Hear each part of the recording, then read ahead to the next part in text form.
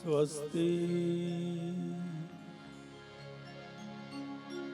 श्री गणेशाय नमः।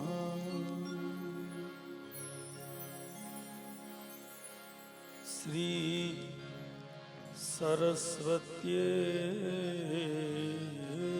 नमः। श्री सद्गुरुभ्यो नमो नमः।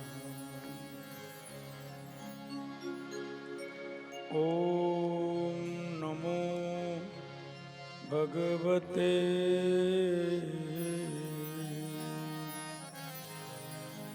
वासुदेवाय।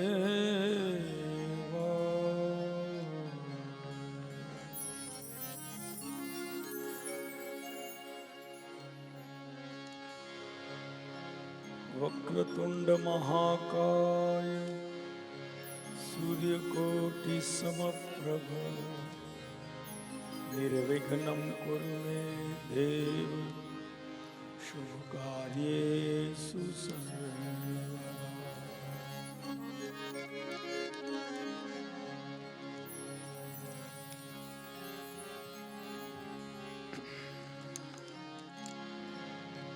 सच्चिदानंद रूपाय ऋषभोत्पत्त्यादि हेतवे तापत्रय विनाशाय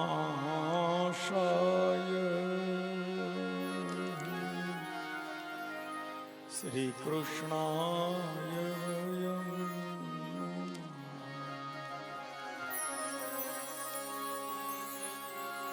कृष्णाय वासुदेवाय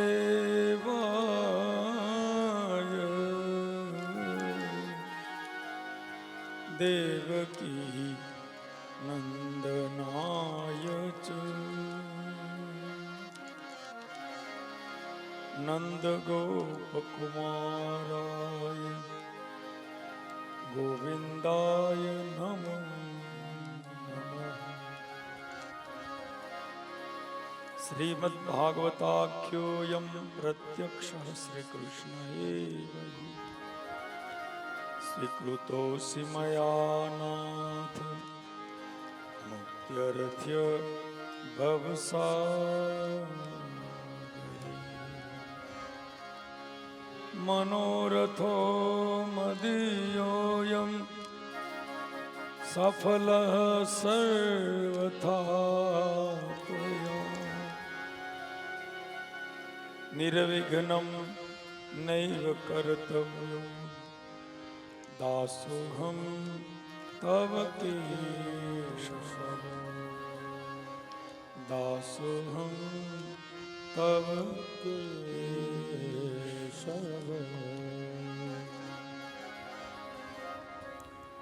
बोलिए श्री बाल कृष्ण लाल की, बोलिए भागवत भगवान की, श्री सद्गुरु देव की जय। बोलो श्री द्वारिकाधीश की जय। एक बार प्रेम से बोलिए श्री जलाराम बाबा ओम नमः पार्वती पतये हर हर महादेव हर।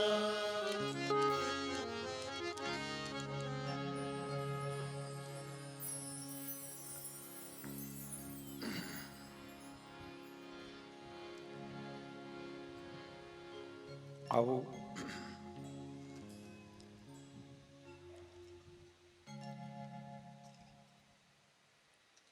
जन्म जन्मांतરના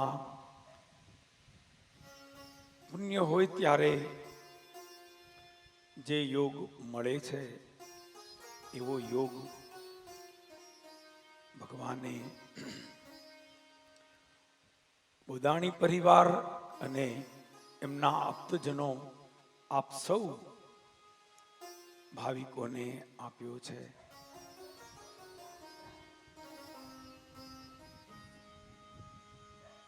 હમણાં રાકેશભાઈ શાસ્ત્રી બહુ સરસ વાત કરતા હતા. પોતે પણ ખૂબ વિદ્વાન છે, પ્રકાંડ વિદ્વાન શાસ્ત્રી છે. એમણે સરસ કહ્યું કે આ કાર્ય રૂપિયાથી નથી થતું. બુધાણી પરિવાર આગળ જેટલા રૂપિયા છે એના કરતા તો જાજા રૂપિયા વાળા ઘણા છે. સત્યનારાયણની કથાય ન થઈ શકે. ધ્યાન દેજો, બધુંય થાય પણ સત્કર્મ તો ઈશ્વરની કૃપા હોય તો જ થાય. બાકી માણસ જન્મે છે ત્યારથી લઈને મૃત્યુ સુધી ઘણું બધું કરે છે. આપણે સવારથી ઉઠીએ ત્યારથી ઘણા બધા કાર્યો આપણે કરીએ છીએ, પણ ભગવાનનું નામ તો એની કૃપા હોય તો જ લઈ શકાય છે. તો બહુ મોટામાં મોટો લાવો અવસર ભગવાને આપ્યો છે. વ્યવહારિક રીતે જોવા જઈએ તો અઘરો પ્રસંગ કહેવાય, કેમ કે લગ્ન એક દિવસનો પ્રસંગ છે, ભાગવત સપ્તાહ એ 7 દિવસનો પ્રસંગ છે. ઓલા એક દિવસમાં પૂરું થઈ જાય, આ 7 દિવસ. હવે 7 દિવસ તો ભાગવત કથાના છે, એની તૈયારી તો 2-3 મહિનાથી ચાલતી હોય. બુધાણી પરિવારને પૂછો.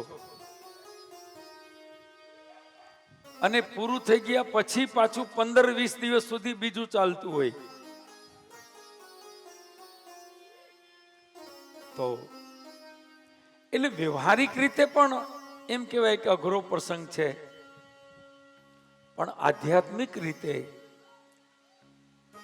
ભક્તિ માર્ગે તમે દર્શન કરશો તો તમને અનુભવ થશે. 7મા દિવસે તમે એમ વિચારતા હશો કે હજી 2-3 દિવસ વધારે ન થઈ શકે, એટલો આનંદ આવે છે. તમને એમ થશે એ જે આનંદ છે એ આત્માનો આનંદ છે, એ આનંદ છે એ ભક્તિનો આનંદ છે. અને ધ્યાન દેજો, આનંદ શબ્દ આધ્યાત્મિક જગતનો છે, બાકી લૌકિક શબ્દ છે મજા. માણસને કઈ સારું લાગે તો એમ કહે કે મજા આવી, લેર આવી, પણ ભક્તિની અંદર જો સુખ મળે તો એને આપણે આનંદ કહીએ છીએ.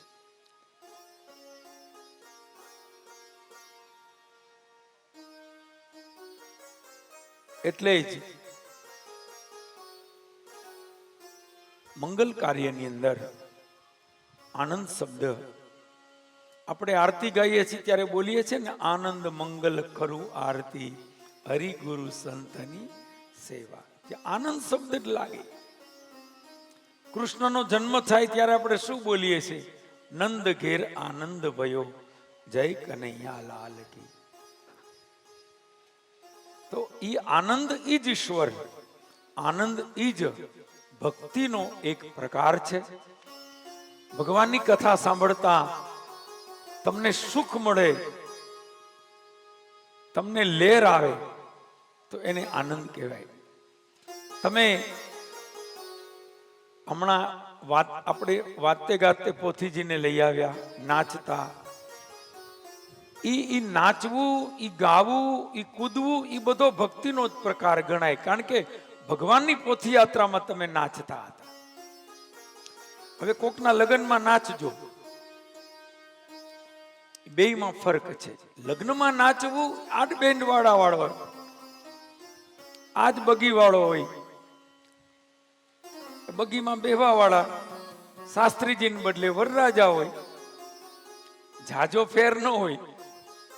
પણ તાત્વિક દ્રષ્ટિએ જુઓ તો ઘણો ફરક છે. એ લૌકિક કાર્ય છે, સામાજિક કાર્ય છે, અને આ ભક્તિ કાર્ય છે. પોથયાત્રા નીકળે ને ઘણા લોકો ધ્યાન જાય શું છે એમાં, વડીલો હોય, મોટી ઉંમરના હોય, જોવે એટલે પોથીજીને હાથ જોડે.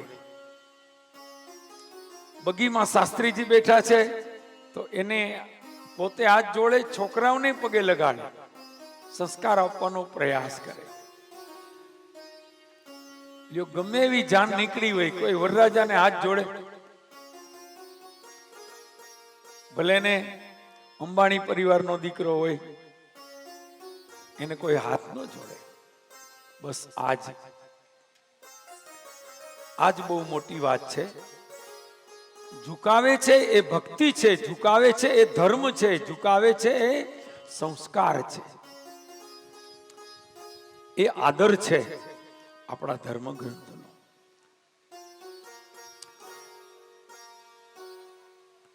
તો એવા ભાગવત ભગવાન, આ ગ્રંથ છે એ જ ઈશ્વરનું રૂપ છે, એ જ પરમાત્માનું રૂપ છે.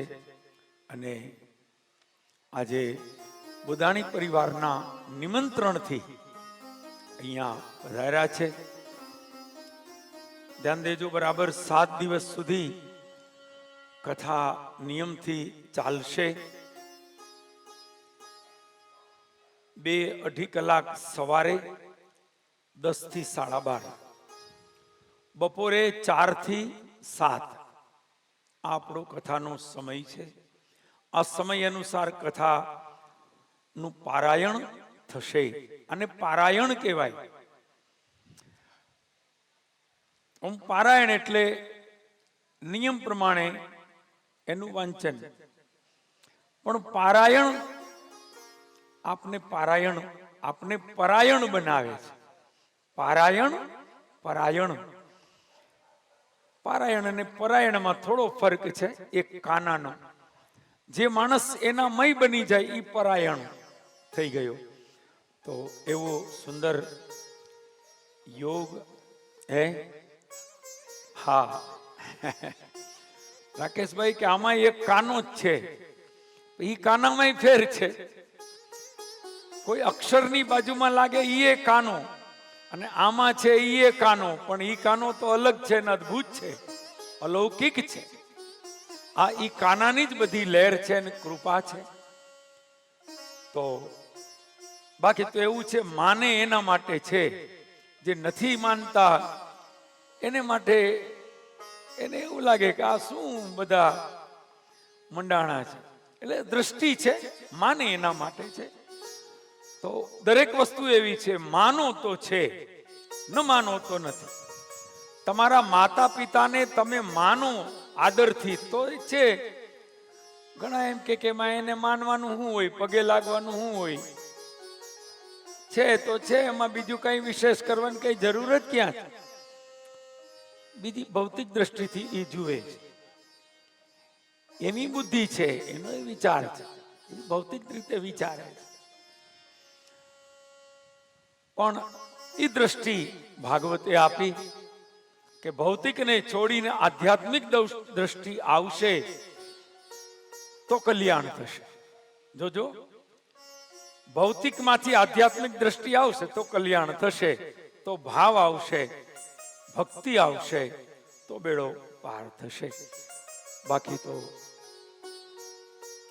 જેટલા જીવ જન્મ્યા છે ને, આપણે જો છોડી દો માણસોને, આ કીડી મકોડા કે માખી મચ્છર કે જેટલા જીવ જંતુ છે, આપણી તો કલ્પના ન પહોંચે એટલા જીવ જંતુ છે.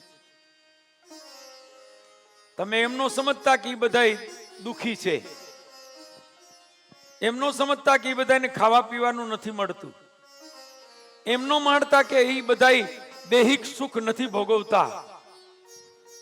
એ બધા સુખ ભોગવે છે, એ ખાય છે, પીવે છે, મોજ કરે છે. જે સુખ આપને 4-5 ગાડલાની અંદર આપણે જમીન આળોટીએ જે મજા આવે આપને, એ જ સુખ ભૂંડને ભયંકર ગંદકી કચરાની અંદર આળોટે ને ત્યારે એને એ જ સુખ મળે.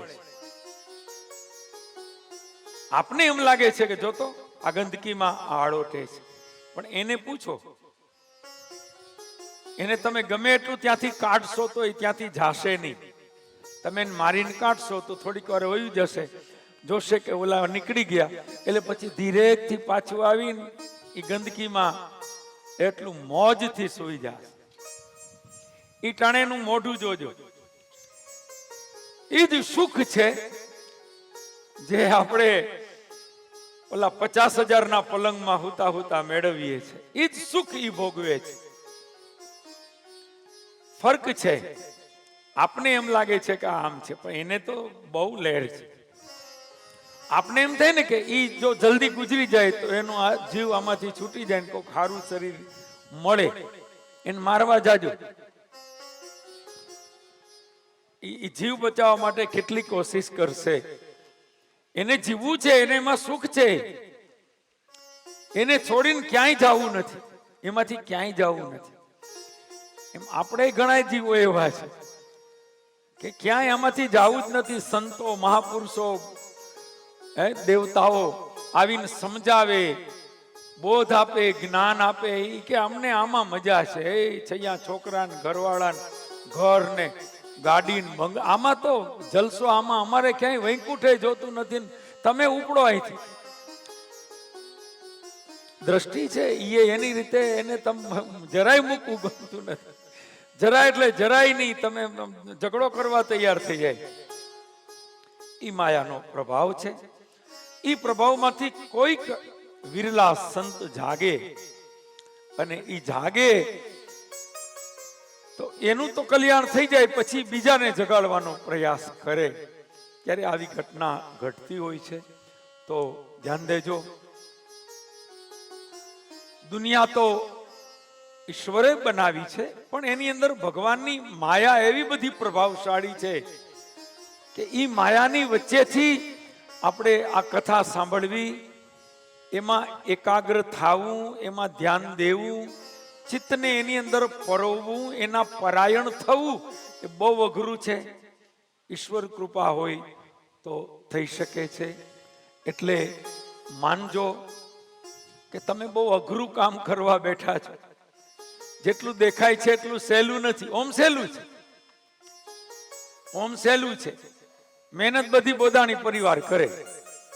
મંડપ ઈ બાંધે, પાથરણા, આ મંડપ, આ બેસવાના સરસ સોફા, ખુરશી, આ પંખા, કુલર, આ તમારી કથા સાંભળાઈ જાય એટલે જમવાનું તૈયાર, જમીન થોડો આરામ કરી લેવા માટે આરામ ગૃહે તૈયાર, આરામ કલાકનો થઈ જાય એટલે ચા પાણી એ તૈયાર, ચા પીને 4 વાગે કથામાં આવી જાવ, પંખા કુલર તૈયાર. આપણે કઈ કરવાનું જ નથી. અમે આવી ગયા તમારી હારે. અમારી વ્યવસ્થા બધી બોદાણી પરિવાર કરે છે ને, બધું તૈયાર. આપણે એ બધું પતાવીને ચા પાણી પીને આમ મુખવાસ ખાઈને પછી હમાનામાં છે ને હાલો હવે કથા સાંભળી.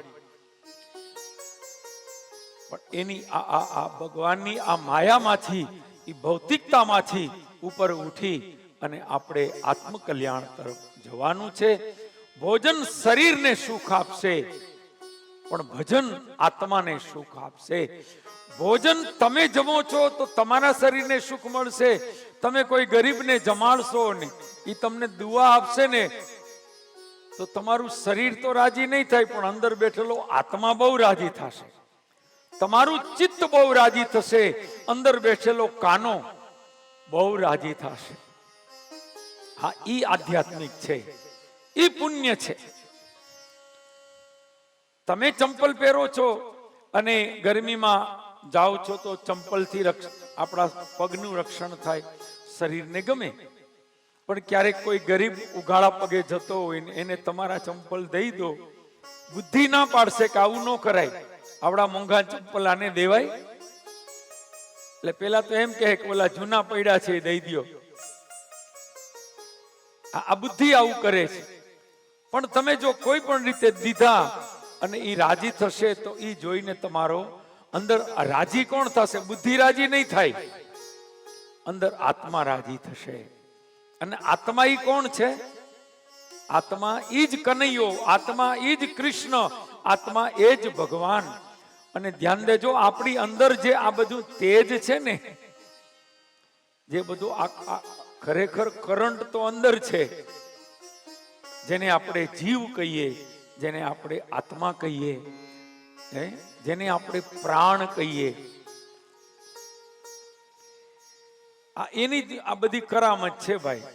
આમાંથી પ્રાણ વયા જાય એટલે આપણે ઈના ઈ છે, શરીર ઈનું ઈ છે, સુંદર એકદમ દેખાવડું, વસ્ત્ર હાથે બધુંય બરોબર છે, પણ જેવો અંદરથી જીવ ગયો બધી વાત ત્યાં પૂર્ણ થઈ જાય.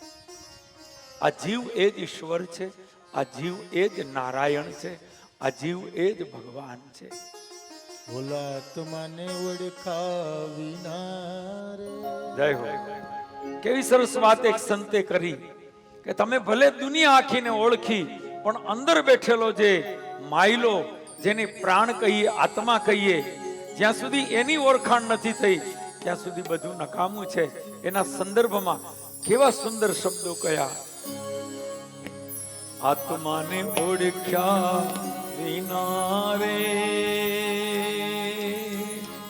એ ભવનો ફેરો નહીં તો મટે.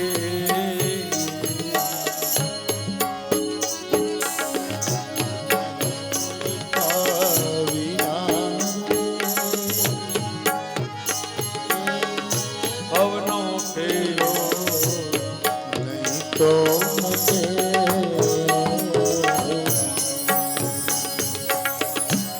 આત્માની ઓળખાણ કોણ કરાવે? આ ભાગવત. એ માયા અને માયાપતિનો પરિચય કોણ કરાવે? ભગવાનની કથા.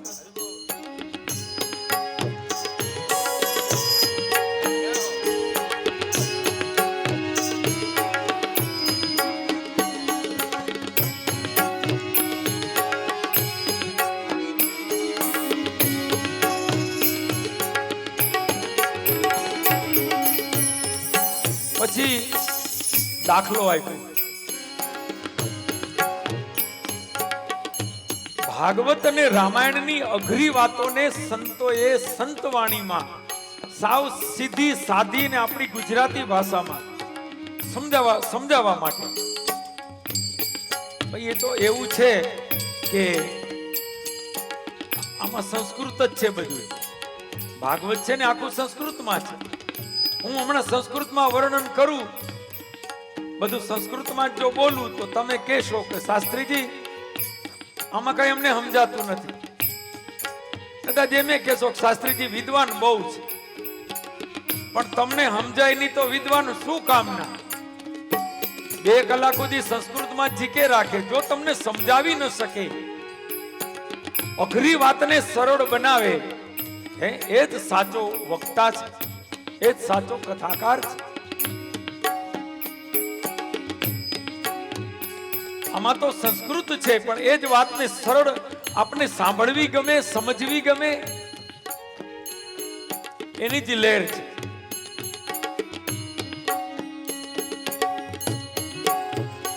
એટલે સંતે સંતવાણીમાં દાખલો આપ્યો. શું દાખલો છે? હંસલો ને પગલો રે એ રંગે રૂપે એક છે.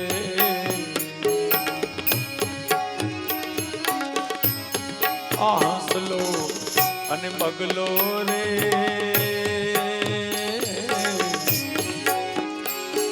એ રંગે ને રૂપે એક છે.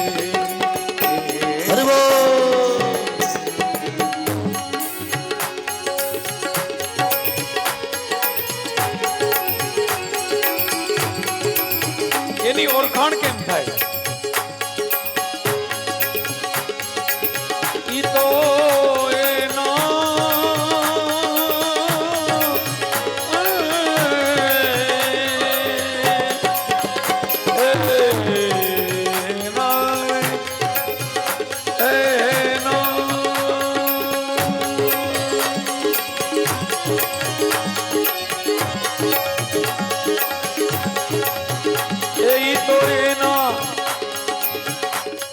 આહાર થકી ઓળખાય રે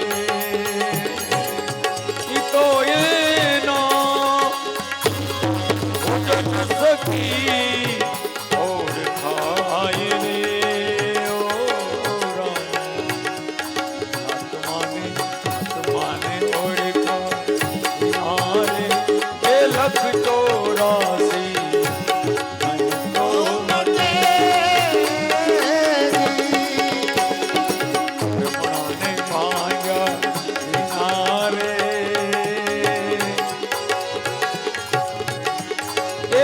ભવની ભાવટ તો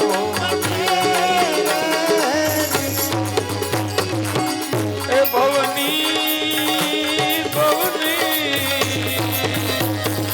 ભવની ભવની ભવની ભાવટ તો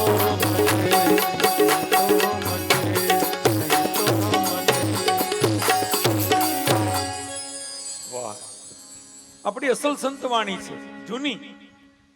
આપણા બાપ દાદાઓ ગાથા, આ નવી નથી. કદાચ તમારા અને અમારા દાદા ગાથા, પિતા ગાથા, આ એ સમયની સંતવાણી છે.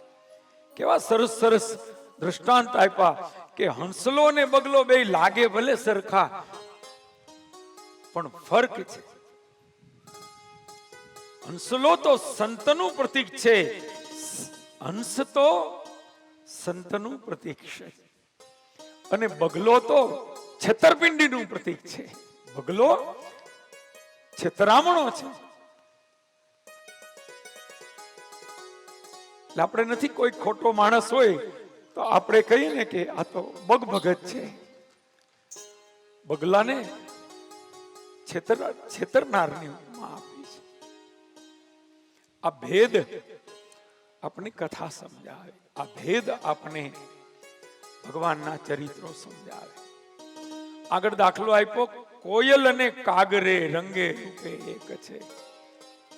કોયલ અને કાગ બે સરખા, પણ એની ખબર કેમ પડે? એ તો એની બોલી થકી ઓળખાય. કાગડો બોલે ત્યારે ખબર પડે, કોયલ બોલે ત્યારે ખબર પડે. કહેવાનો અર્થ છે ચેતજો, સાવધાન રહેજો. જગત અને ભગત પણ સરખા છે. જગત અને ભગત રે ખબર ન પડે, પણ ફરક છે. ઘણીવાર પાગલ અને પરમહંસ સરખા લાગે. ઓલો ગાંડો નાય ગાંડો, પણ ઘણો ફરક છે.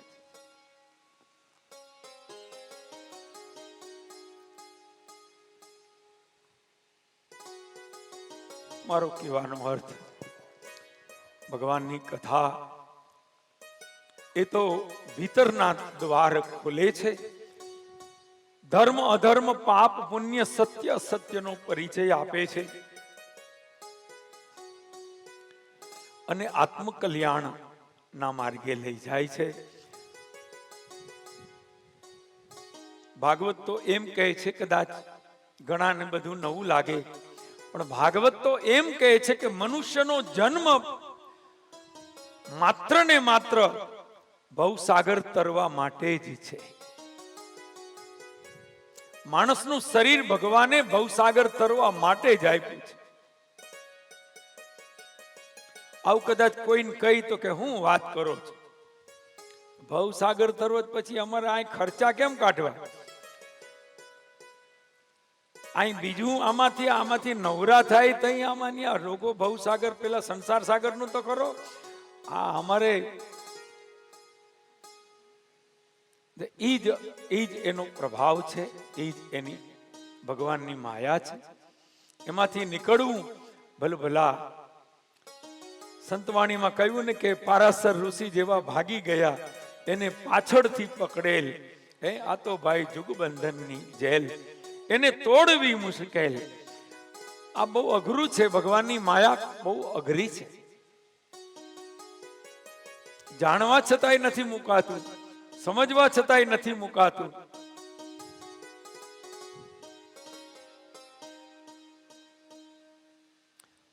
તો ઈશ્વર કૃપા હોય તો કલ્યાણ થાય છે. પણ કમસે કમ આ કથા આપને આત્મકલ્યાણનો માર્ગ બતાવે છે અને પ્રમાણ આપ્યા કે ભાગવત કથા સાંભળવાથી મોક્ષ મળે, તો હા, મોક્ષ મળે. કોને મળ્યા તો એના પ્રમાણ આપ્યા. ધુંધુકારીની કથા કઈ, ધુંધુકારીની કથા કઈ. ધુંધુકારી જેવો જગતમાં કોઈ પાપી નહોતો, દુષ્ટ નહોતો. ભાગવત કથા એને તાયરો, અને તાયરો ઈ સપ્રમાણ આખી કથા કઈ રીતે એને ગતિ મળી, કઈ રીતે એને કેવું રૂપ મળ્યું એનું પણ વર્ણન આપ્યું. હરિરૂપ થયો, ભગવાનના જેવું સ્વરૂપ ધારણ. ધુંધુકારીની કથા બહુ સરસ. આ પરીક્ષિત મોક્ષ પછીની કથા છે. ધુંધુકારીની કથા એ કોઈ વાર્તા નથી. ધુંધુકારીની કથા એ કોઈ કલ્પના નથી. પરીક્ષિત રાજા અને સુખદેવજી એ કોઈ વાર્તાના પાત્ર નથી, વાસ્તવિકતા છે. આ દેશની અંદર થઈ ગયેલા આપણા પૂર્વજો છે. આ દેશની સંસ્કૃતિના મૂર્તિમંત રૂપ છે. આ કોઈ વાર્તાના પાત્રો નથી, થઈ ગયેલા છે. થઈ ગયા એના પ્રમાણ પણ છે.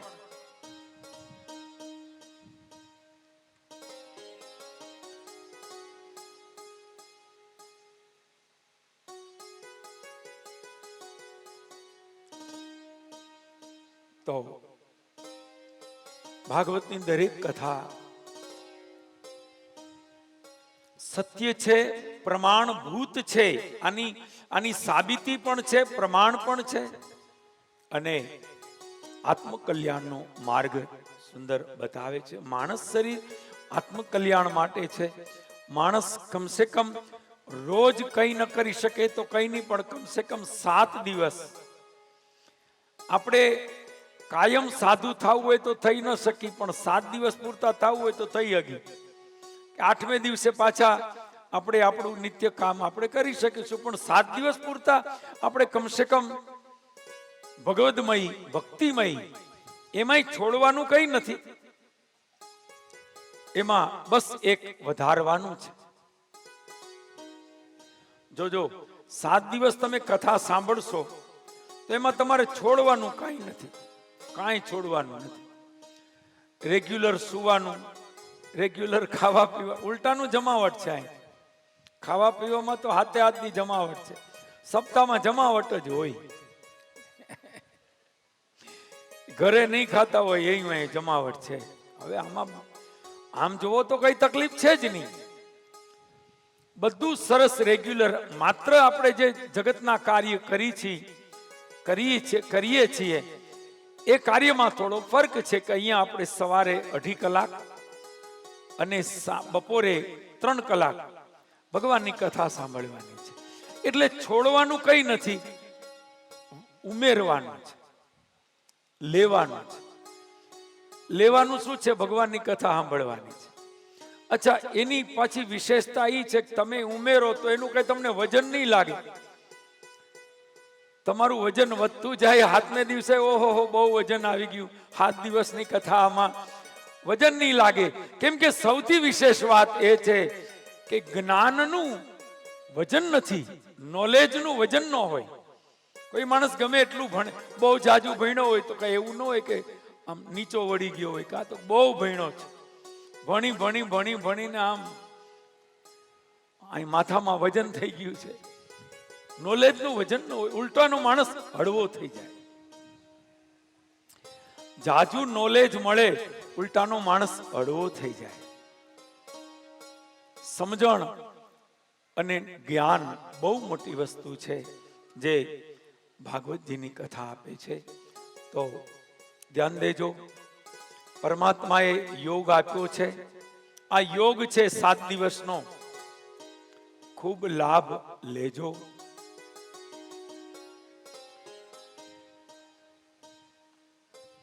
દુનિયામાં કોઈ કલ્યાણ નહીં કરે એવું કલ્યાણ ભાગવતની કથા કરશે. આવું કલ્યાણ તો કોઈ કરશે જ નહીં, બધાય બધુંય આપશે, પણ મોક્ષ કોઈ નહીં આપે, આત્મકલ્યાણ કોઈ નહીં આપે, પુણ્ય કોઈ નહીં આપે. તમે ભગવાનની કથામાં 3 કલાક બેસશો તો એ તમારું 3 કલાક બેસવું એ શું છે? તમારું 3 કલાક કથાની અંદર બેસવું એ ભજન છે. તમારું 3 કલાક કથા સાંભળવી એ ભક્તિનો પ્રકાર છે. 3 કલાક કથા સાંભળવા બેસો એટલે બોલાય નહીં, મને મૌન રાખવું પડે, મૌનનું પુણ્ય મળે. જરા કે તમે બોલો તો તરત સૂચના આવે કે હવે વાતો ન કરતા બીજી વાર. આ સૂચના પણ તમારા જ કલ્યાણ માટે છે. ધ્યાન દેજો, વાતો કરી કરીને જિંદગી વહી ગઈ તોય વાતો પૂરી થઈ નથી, થવાની નથી. એટલે કરવાની છે, ના નથી, છૂટ છે, પણ કથા ચાલતી હોય ત્યારે નહીં. માત્ર એટલો જ ફરક છે. અને આપણે બપોર પછીના સત્રમાં 3 કલાકનો સમય છે, એમાં વચ્ચે આપણે એક ઇન્ટરવેલ પણ રાખવાના છીએ. 4-5 વસ્તુ થઈ જાય, પગ છૂટા થઈ જાય. પગ છૂટા તો થાય કે ન થાય, પણ જીભ છૂટી થઈ જાય. જીભ છૂટી થઈ જાય એટલે જે કંઈ ઠંડુ પીવું હોય, જે કંઈ ચા પાણી, જે કંઈ, અને જરૂરી છે સમય પ્રમાણે. જો માફ કરજો, તમે સાચા છો. જે રીતે તમે બેઠા હો ને એવી રીતે સતત બેસવાની ટેવ ન હોય. આવી રીતે સતત બેસવાની ટેવ, તમે સાવ સાચા છો. આમાં જાજી ક્યાં વાત કરી, આ 1.5-2 વર્ષથી તો અમને ટેવ વહી ગઈ, અમને ટેવ વહી ગઈ. નકર અમારે કેવું છે કે આ પલોઠી વાળી, આ બેઠા પલોઠી વાળી, આ 3 કલાક નહીં, તમે એમ કહો ને 6 કલાક તો પલોઠી નો છૂટે. 6 કલાક નહીં, તમે 9 કલાક કયો તો સતત કથા ચાલુ રહે, પલોઠી આમ નમ રહે, ન વચ્ચે પાણી જોઈએ, ન ભૂખ લાગે, ન તરસ લાગે, ન ક્યાંય જવું પડે. એ કોઈ ચમત્કાર નથી કે એમાં કઈ શાસ્ત્રીજી ચમત્કાર, એવું નથી. આ માત્ર અભ્યાસ છે, અભ્યાસ છે. આ તમે રોજ 3 કલાક બેસો તો તમે 7મા દિવસે તમે માસ્ટર થઈ જશો. સાંભળો, આ તમને ટેવ પડશે, ધીરે દિવસે 2-3 દિવસમાં તમને ફાવી જશે, અને એવી જમાવટ થઈ જશે, 7મે દિવસે તો તમે નિષ્ણાત થઈ જશો. તમે કહેશો કે અમારો પગ ન ફરે, લગાવો શરત. અને પછી કથાનો રંગ એવો આવશે કે કામ હશે ને તો તમે એમ કહેશો, પ્લીઝ મને કથામાં વચ્ચેથી ન ઉઠાડશો. કથા છોડવી પડે ત્યારે જીવ બળે, એનું નામ પરાયણ. ત્યારે આ ભાગવત પારાયણનો સાચો અર્થ પરાયણતા. મને કથા વચ્ચે મારી વહી જશે, મને આનંદ નહીં આવે, મને કથા છોડવી નથી. બસ આ કૃપા. અને કથા સાંભળવી ગમે. આપણે કહીએ ને કથા વાર્તા, કોઈ વાર્તા કરે તો આપણે ગમે. એટલે કથા વિષય એવો છે વાર્તા જેવો. જુદા જુદા પ્રસંગો, જુદી જુદી કથાઓ, જુદા જુદા ચરિત્રો, દાખલાઓ, વચ્ચે વચ્ચે સંગીત, કીર્તન, આ બધું ખૂબ આનંદ આપે, ખૂબ સુખ આપે. એટલે ધ્યાન દેજો, કથા સાંભળવી. તમે કથા જેટલો સમય સાંભળશો, એ કથા સાંભળવી એ તમારું ભજન છે, એ તમારું પુણ્ય છે. તમે 1 કલાક કથા સાંભળી તો 1 કલાક તમે શું કર્યું, એ 1 કલાક તમારું પુણ્ય છે. આ 100% તમારા ખાતામાં એ પુણ્ય જમા થયું છે. એની સામે બીજે ક્યાંય તમે બેસો તો એ પુણ્ય નહીં ગણાય. દુકાને કોઈ આખો દી બેસે એમ કહેવાય કે આજ તો આખો દિવસ પુણ્ય કર્યું. ફરક છે. દુકાને, ઓફિસે, કામકાજમાં ઘણી બધી વસ્તુમાં માણસ મહેનત કરે છે. સવારથી ઉઠે તો સાંજ સુધી, ઘણા તો મહેનત કરીને તૂટી જાય. પણ ફરક છે. તમે 5 મિનિટ ધ્યાન દેજો, 5 જ મિનિટ ભગવાનની પાસે બેસો, માળા કરો, પૂજા કરો, સ્તુતિ કરો, અરે હું એમ કહું છું તમને કાંઈ ન કરો, ભગવાનની પાસે એમનેમ બેસો, હાથ નો જોડો તો કઈ નહીં, અદબ પાડીને બેસો, પંખા શરૂ કરીને એસીમાં બેસો, પણ ભગવાનના પાસે બેસો. એ 5 મિનિટ ઈશ્વરની પાસે બેસવું એ પુણ્ય છે. પરમાત્માની પાસે બેસવું એ ભજન છે. એકદમ હળવા થઈને, અને હળવાશની જ મજા છે. હળવા હોય ને એ જ નરવા હોય. તો આ સત્કર્મ છે. ભગવાનની કથા સાંભળવી એ સત્કર્મ છે. 7 દિવસ રાકેશભાઈ બહુ સરસ કહેતા હતા, 7 દિવસ કથા સાંભળવાનો નિયમ એ નિયમ નથી, એ અનુષ્ઠાન છે. તો બહુ સરસ વાત કહું તમને, આ ભાગવત સપ્તાહ કટકે કટકે ન રાખી શકાય. એક દી રાખીને એક દીની રજા, એક દી રાખીને એક દીની રજા, કામ ધંધોય થાય. એકાત્રા સપ્તાહ, એકાત્રા સપ્તાહ આપણે નવી સપ્તાહ ચાલુ કરી કે એકાત્રા સપ્તાહ. આવી રીતે સપ્તાહ થાય. તમે બધા જ આમ કહો છો, ન થાય. સાચી વાત છે. તો એને અનુષ્ઠાન ન કહેવાય. આ આપણું અનુષ્ઠાન છે. સંકલ્પ થયો ગઈકાલે રાત્રે જ, જ્યારે દેહ સુધીનું કર્મ કરવામાં આવ્યું, અને હળવાશથી ન લેશો, અને હળવાશથી ન લેશો, ગંભીરતાથી ધ્યાન દેજો. બહુ મોટું કાર્ય છે. રાજા મહારાજા ન કરી શકે એવું કાર્ય બોદાણી પરિવાર કરી રહ્યો છે. ઘણીવાર એની ગંભીરતા આપને ખબર ન હોય, કરી નાખશું, કરી લઈએ. નહીં, જે તમને અવસર મળ્યો છે, ધ્યાન દેજો, એ અબજોપતિને નથી મળતો. પૈસા એમને મૂકીને ગુજરી જાય છે. એક સત્યનારાયણની કથા નથી કરી શકતા. ભાગવત સપ્તાહ જેવું કર્મ તો એ તો ખરેખર એની કૃપા છે. ઘણી વાર પછી પસ્તાવો થાય. અવસર મળ્યો તો ત્યારે એની ગંભીરતા નો સમજાણી. અંતકાળે મૃત્યુ સમયે પસ્તાવો થાય. ભગવાને આવું સુંદર જીવન આપ્યું, મેં બધું કર્યું, આત્મકલ્યાણ માટે કઈ ન કર્યું. આ સમજણ ભગવાનની કથા આપે છે. તો અનુષ્ઠાન એટલા માટે આનું નામ છે શ્રીમદ ભાગવત સપ્તાહ. આ સપ્તાહનો અર્થ છે 7 દિવસનું અનુષ્ઠાન. આમાં કોઈ ફરક નહીં પડે. જે ક્રમ કથાનો નક્કી થયો છે, જે પૂજાનો નક્કી થયો છે, બ્રાહ્મણો બધા, ભૂદેવો, યજમાન પરિવાર કે મુખ્ય વક્તા શાસ્ત્રી, હું, સંગીતકારો, આ જેટલા છે ને બધાને કમ્પલસરી, ફરજિયાત. આમાં જરાય મોડું ન ચાલે, આમાં જરાય ઢીલાસ ન ચાલે, આમાં જરાય ઓછો રસ પણ ન ચાલે. પ્રોપર રસ જોઈએ. નો ફાવે તો એ ફરજિયાત. ઘણી વાર કથામાં જોલાઈ આવતા હોય, નીંદર આવે, હુઈ જાઉં ઉતારે જઈને, નો હાલે. જો નિયમને માનવો હોય તો, નિયમ પાડવો હોય તો. હું તો ઘણી વાર નિયમ પડાવું થોડું કડકાઈથી. તરસ લાગી હોય તો ચાલુ કથામાં પાણી ન પીવા દો. એટલે શું, કથામાં અમારું હાલે, બીજે ભલે નો હાલે, કઈ નહીં.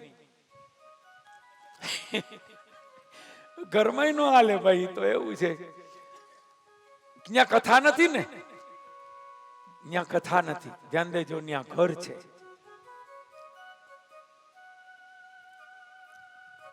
કથામાં હાલે. અમે કહી શકીએ ચાલુ કથામાં પાણી ન પીવાય. કોઈને તરસ લાગી હોય તો અમે એમ કહી, ભલે તરસ લાગી, તમે પાણી ન પીતા.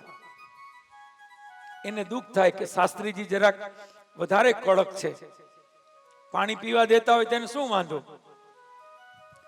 એમાં પાછો હું તો એમ કહું કે હું નથી પીતો, તમને નહીં પીવા દઉં. બહુ વાયડા. લોકોને એમ થાય પણ મારો ભાવ સારો હોય. ભગવાનની કથા ધ્યાન દેજો. જોજો હવે એનો અર્થ સમજો. તમે કથામાં બેઠા છો એટલી વાર તમે શું કરો છો? તમે તપ કરો છો. ધ્યાન દેજો, તમે કથામાં તમારું બેસવું એ તમારું તપ છે. અચ્છા, તપ ચાલુ છે, વચ્ચે તમે પાણી પીશો તો તમારું તપ થોડુંક નબળું પડશે. તમે પાણી નહીં પીવો, એમાં તરસ લાગી હોય અને પાણી ન પીવો તો એને શું કહેવાય? એ તો તમારું તપ તીવ્ર કહેવાય. તમારી ભક્તિમાં વધારે એનાથી વધારો થશે. તરસ લાગી તો ન પીધું, એ તમારું તપ વધારે શ્રેષ્ઠ ગણાશે. ભૂખ લાગી છતાં ન જઈમાં, સુસ્તી આવતી હતી તો પણ ઊભા ન થયા. આ બધો તપનો પ્રકાર છે. એટલે એક રીતે જોવો તો કથા સાંભળતી વખતે તરસનો ત્યાગ કરવો, ઘણીવાર કંટાળો આવે તોય બેસી રહેવું, એ પણ એક પ્રકારનું તપ છે. તો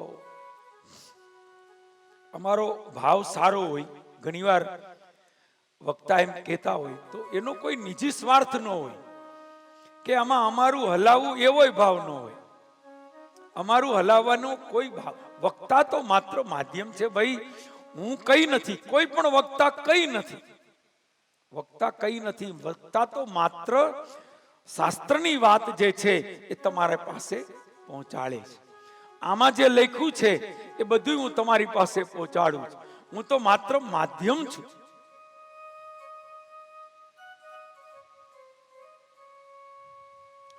જેમ હું જે બોલું છું એ તમારા સુધી બહુ સરસ રીતે એનો અવાજ પહોંચે છે.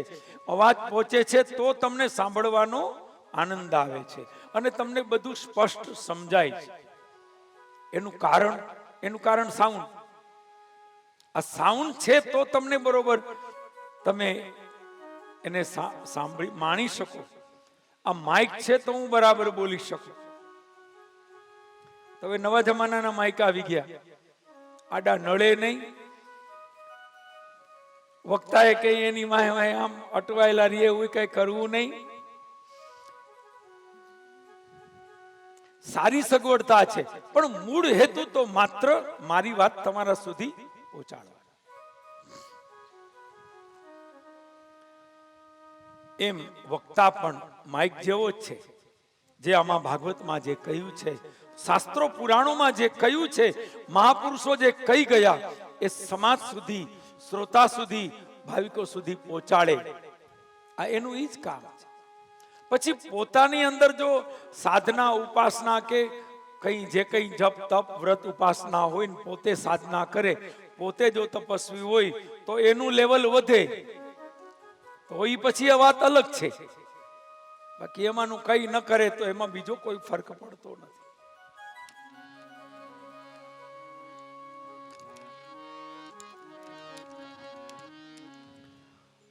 આજે આમ તો પહેલો દિવસ છે એટલે મેં શરૂઆત કરીને ત્યાં 12:30 વાગ્યા હતા. મારો કઈ વાંક નથી, મારે તો 2.5 કલાક લેવી જ પડે ને.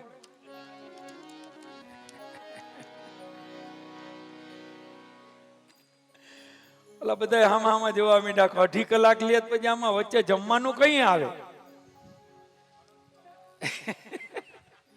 સળંગ આટલું બધું રેવા દેજો કે એવડું મોટું તપ ન કરાવતા. હું તો હસું છું. આ તો મહાત્માની થોડી આપણે આનંદ કરવો જોઈએ. અને હું જે ભાવથી કથા કરું છું ને, તમે એટલા જ ભાવથી મારી સામે જિજ્ઞાસાથી કથા સાંભળો છો. મને એટલો આનંદ આવે છે. એટલે એમ થાય કે થોડું વધારે આપણી પાસે કહું, પણ સમય તો ક્યારનો થઈ ગયો છે. 12:30 જ મેં શરૂ કર્યું એટલે 1:20 જેવું થયું છે. તો હવે આપણે વિરામ આપીશું, કારણ કે પહેલો દિવસ છે, સ્વાભાવિક છે. આપણે તો જો કે ફાયદો એ છે, હવે તો અત્યારે એક સમય જ કથા ચાલતી હોય છે. આપણે 2 સમયની કથા છે, આપણી પાસે સમય ઘણો છે. તો વિશેષ કઈ ચર્ચા નહીં કરું.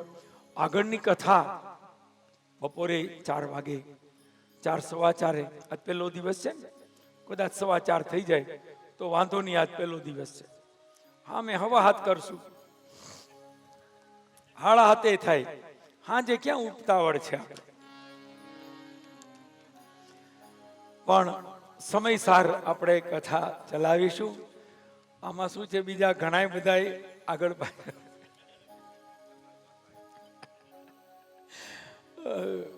અમારે સંગીતકારો, ભૂદેવો, મારા સાઉન્ડ વાળા, કારણ કે આ પ્રોગ્રામ પૂરા થાય પછી બીજા પ્રોગ્રામ હોય પાછા, એટલે અત્યારે સમય એવો છે કે પાછા રાત્રિના કાર્યક્રમો હોય 9 થી 9:30 થી, એટલે સ્વાભાવિક છે એ બધા આમ અંદરો અંદર વાતો કરે છે કે જોજો, જાળવજો, હાચવજો.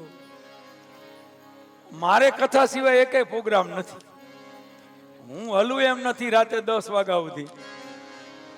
પણ સ્વાભાવિક છે બીજા કાર્યક્રમો પણ હોય, જેમ અત્યારે તો સિઝન પણ આવે છે ને, લગ્ન અને માંગલિક પ્રસંગો. ભગવાનની દયા છે. ચાલો જાજુ કઈ બોલવું નથી ને, કે આ તો તમને મજા આવશે ને મને મજા જ આવે છે, મને આનંદ આવે છે. કથા કરવી એ કઈ મારું માત્ર વ્યવસાય છે એવું નથી, મારો ભાવ છે, મારો શોખ છે. એટલે ખબર ન પડે આમાં ક્યાંય 3 વાગી જાય. આપણે જાજુ આગળ વધવું જ નથી. અહીંયા કથાને વિરામ આપી દઉં છું. 4 વાગે ફરી આગળ વધીશું. 2 મિનિટ માટે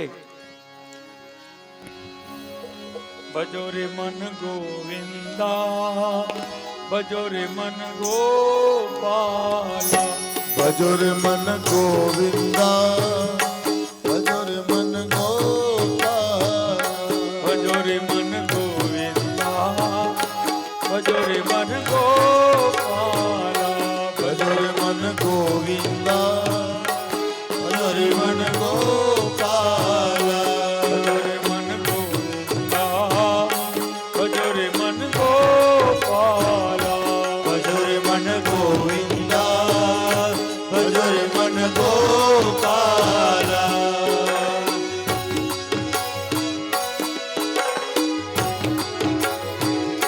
ભજો રે મન ગિરધારી, ગિરધારી, ગિરધારી ગોપાલ, ભજો રે મન ગિરધારી, ગિરધારી, ગિરધારી ગોપાલ. ભજો રે મન ગિરધારી, ગિરધારી, ગિરધારી ગોપાલ, ભજો રે મન ગિરધારી, ગિરધારી, ગિરધારી ગોપાલ. ભજો રે મન ગોવિંદા, ભજો રે મન ગોપાલા, ભજો રે મન ગોવિંદા, ભજો રે મન ગોપાલા, ભજો રે મન ગોવિંદા, ભજો રે મન ગોપાલા, ભજો રે મન ગોવિંદા, ભજો રે મન ગોપાલા.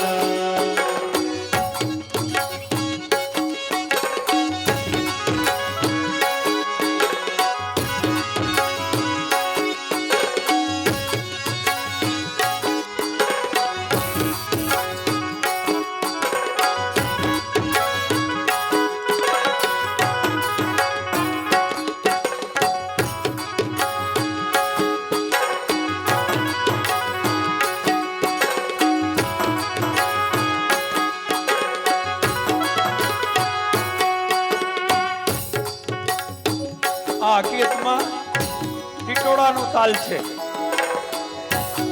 જરાક વગાડો તો.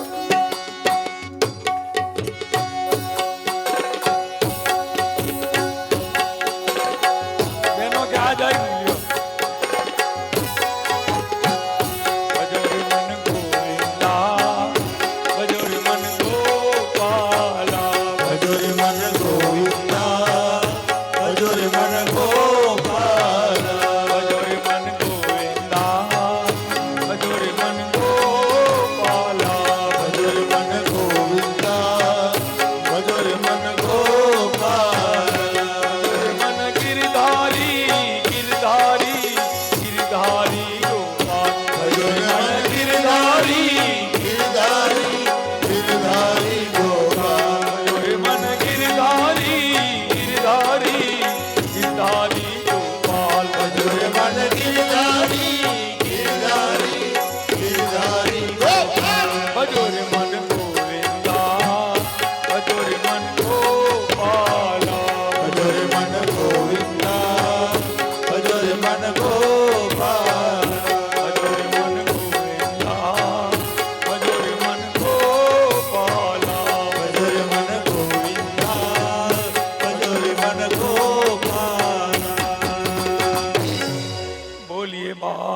કૃષ્ણલાલ કી જય બોલીએ દ્વારિકા જય બોલો સદગુરુ દેવકી ઓમ જય નમઃ પાર્વતી પતય હર હર મહાદેવ. આ સાથે આજના પ્રથમ દિવસનું પ્રાતઃકાલીન સત્ર અહીં વિરામ પામે છે.